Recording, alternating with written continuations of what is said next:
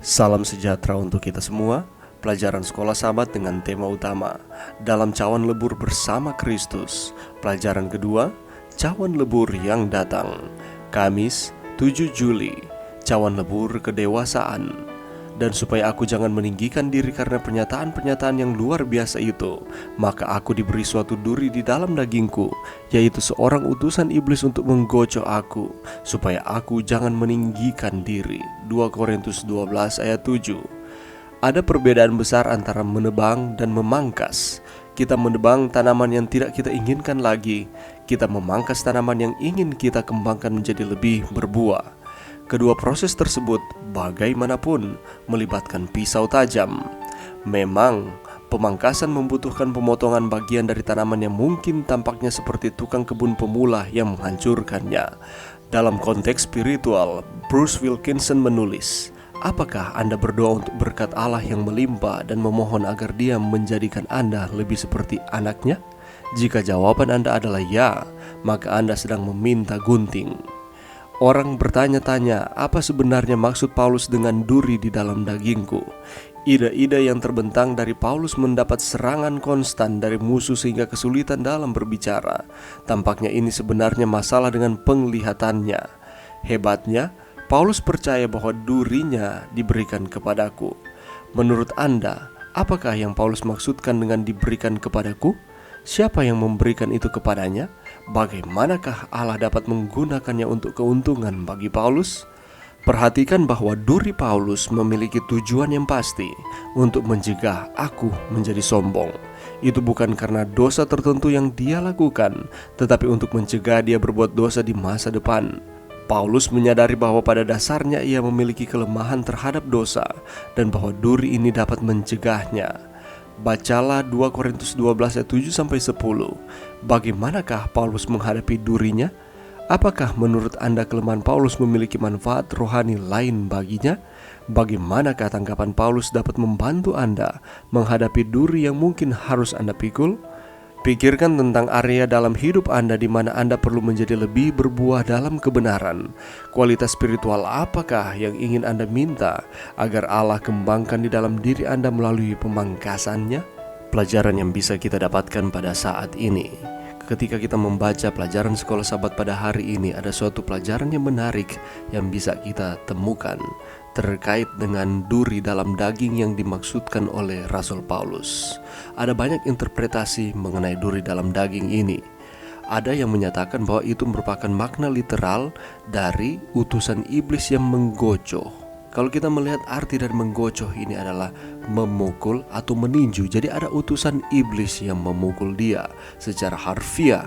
Ada juga interpretasi yang menyatakan bahwa itu merupakan duri penderitaan. Banyak orang berpikir bahwa duri dalam daging adalah penderitaan jasmani yang mana dihubungkan dengan Hosea pasal 2 ayat 6. Sebab itu sesungguhnya aku akan menyekat jalannya dengan duri-duri.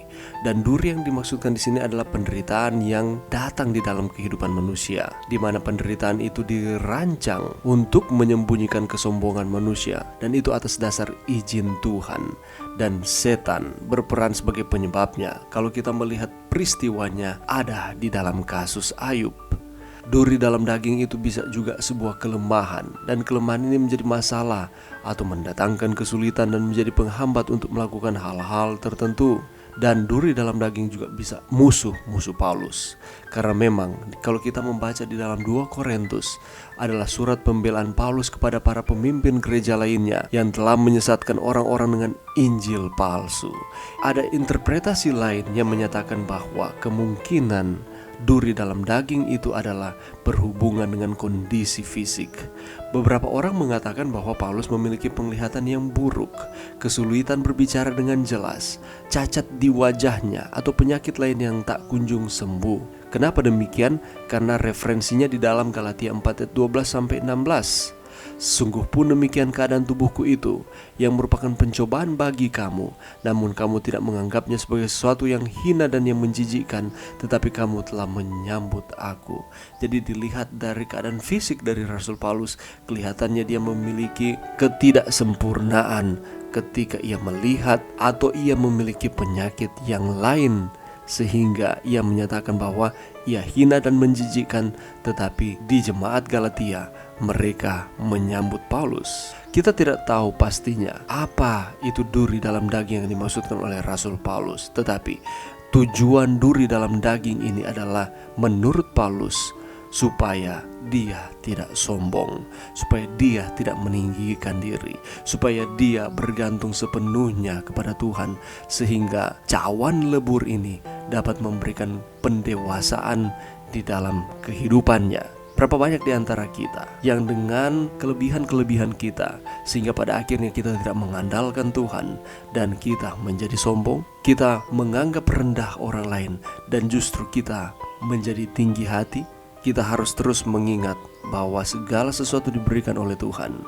Kasih karunia Tuhan cukup untuk menyertai saudara dan saya, sehingga kita tidak akan mengandalkan akan diri kita sendiri, dan kita tidak akan menyombongkan akan setiap pencapaian kita.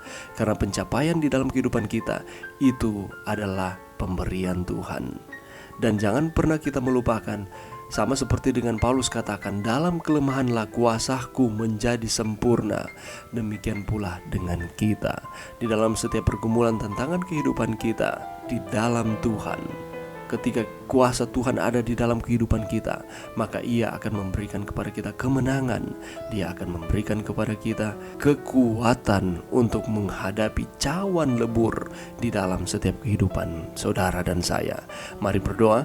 Terima kasih Tuhan atas firman-Mu pada saat ini. Bantu kami Tuhan untuk kami terus setia kepada Tuhan, menghadapi setiap duri di dalam daging kami masing-masing, sehingga kami memperoleh pendewasaan di dalam iman.